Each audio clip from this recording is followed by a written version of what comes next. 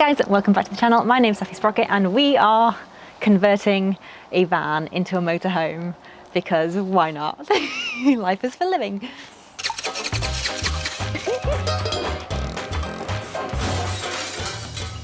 This one was completely my fault. A little bit of a van update. I have ripped out the stud wall. It's completely gone. It was about 15 centimeters too short to fit a motorbike in the back, which is very frustrating. I'm really annoyed. I'm really annoyed because we could have just thrown the ramp in and started on the front, but no. We've had to rip the stud wall out. Now, the next item on the list is, since we're going to be ripping the stud wall out, we're basically just going to rip everything out and we're going to start from scratch. So the van that I thought I could just buy and convert really easily, I cannot buy and convert really easily, but it's fine. We're still going to march on ahead. Today we're going to be taking out basically all the panelling. We're just going to check the van underneath anyway and see what kind of condition it is in, because it's been a wee bit of a gamble, but I have a feeling it's going to be okay though. So yeah, we're going to take the walls off. We're going to basically rip everything out. The seats are coming out because the length of the garage we need at the back of the van obviously supersedes the seats that we have. So they're coming out. And today is basically just a operation rip everything out. Now the idea that I am kind of hoping for is, obviously these wall panels are cut perfectly. They fit perfectly in the van. And I'm just like, do we potentially just cover them up? Or do we go and get some new panels and use them as templates for the old ones? Because they are literally cut millimeter feet. The thing that's putting me off just covering them up is, I'm going to show you. Basically there's lots of, I don't know if you can see that, there's lots of like chemicals and oil. Operation Van, he is got a little leak. I think it might have been me driving him over a rock.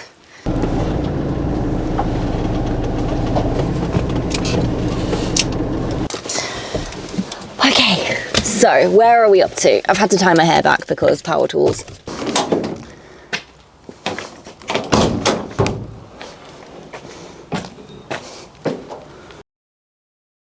So I don't know if you can tell, I basically labelled all the panels with their names so that when we do rip them out, we know which panel is which. It's a little old-fashioned way of doing it, but I figured it would save us a lot of time in the long run. This is what we're dealing with today. We are going to rip all of this out.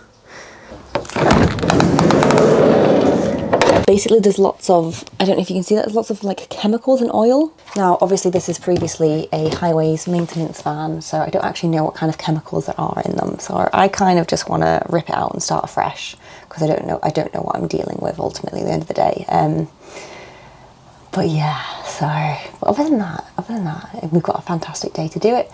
It's really sunny. It's ridiculously sunny, so it's a really good day to kind of blast through a lot of the hard work. I've got my coffee outside. We're going to open up the garage. We're going to get the impact out, and we are going to blitz the entire van, hopefully in one go. So yeah, let's get started. I've like flattened off, probably from like people brushing against them.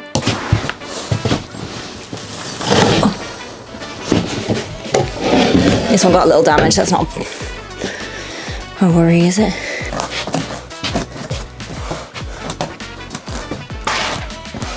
Performing CPR. It's just that corner though, you'll need to give it up to and fro like to. Right, so we've managed to get the main panel off, and there is some damaged panel underneath, so it's most likely we're going to end up replacing this. Now, as you can see behind, there is multiple layers, so we do have some foam, we have some foil, and we'll have this big chunky insulation as well. Not quite sure what we're going to do with that. We're going to keep ripping it down and make a decision further along, so let's get going.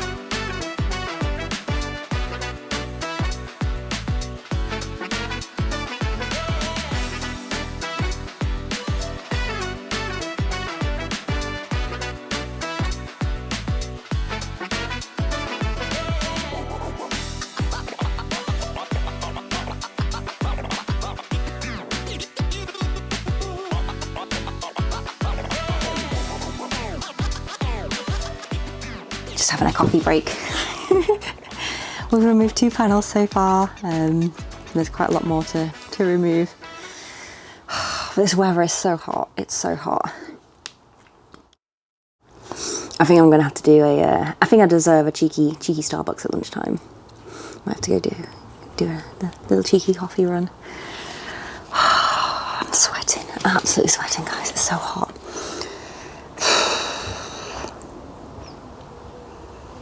I feel like there's no good time to do a van conversion. I feel like there's no good time because summer, you're like dripping in sweat. It's so hot, I'm melting. Also, I don't know if you can tell, but my cat scratched a chunk out of my eyeball this morning. It was bleeding all morning, so I'm partially blind in my right eye temporarily. It's very blurry.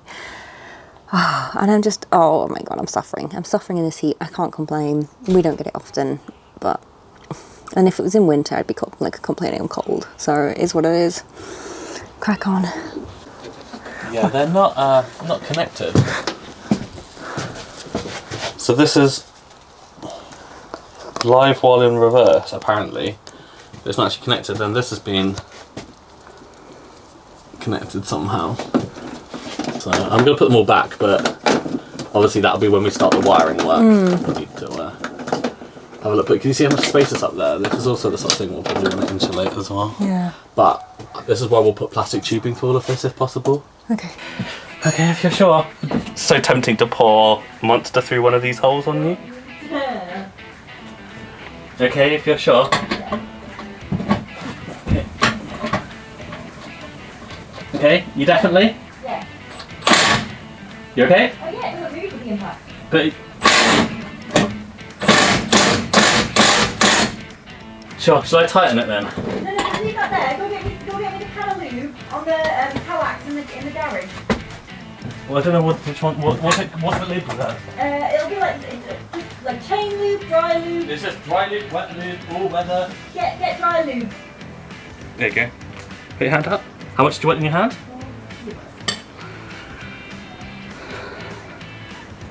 You lubricating it up, are you?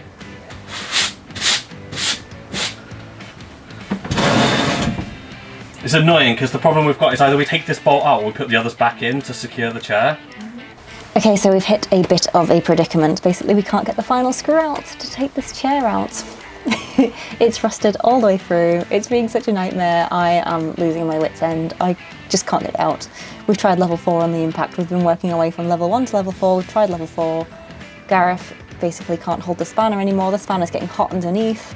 The bolt is rusted all the way through. Like, we've tried everything. We've tried maneuvering the chair around. We've tried putting the impact underneath. We just cannot get this bolt out. We've got 2 options now. Got 2 options. Option number 1 is we are asking a neighbour if they happen to have a breaker bar, which we're kind of hoping maybe it'll give us a little bit more leverage. Option number 2, which is the one I suggested, which I'm all for, is we just go get an angle grinder. We're probably going to need an angle grinder anyway, and it's a new tool. Who doesn't want new tools? So I'm voting angle grinder and just cut it off. Just cut them all off. Job's a good one, but I am a bit of a Wreck-It Ralph though, so. Oh yeah, oh, it's so hot. I just wanted to get this last chair out. Like we're so close. We're so close to getting the chairs out. I'm just so, it's so annoying. Yeah, so we're hoping. Hopefully guys, pray for me. We have the chairs out by the end of today.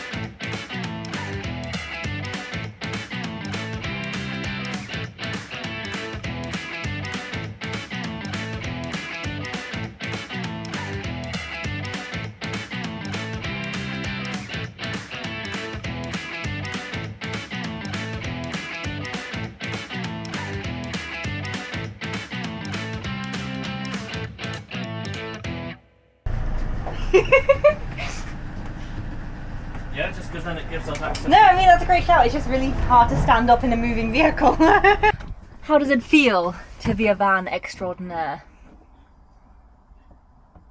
That's Do you right. feel like a white man, Van? I do feel like a white van. Very boxy. Very white.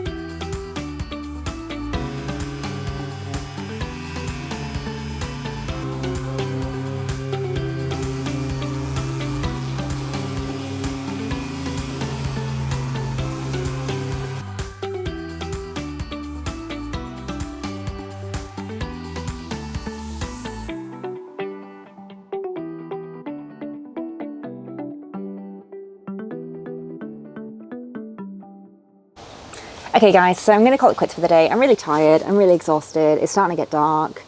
I'm going to go inside and play video games. And take a little bit of a break. So yeah, my name's Sophie Sprocket, ride safe, stay crazy, and until next week, I'll see you then. Bye!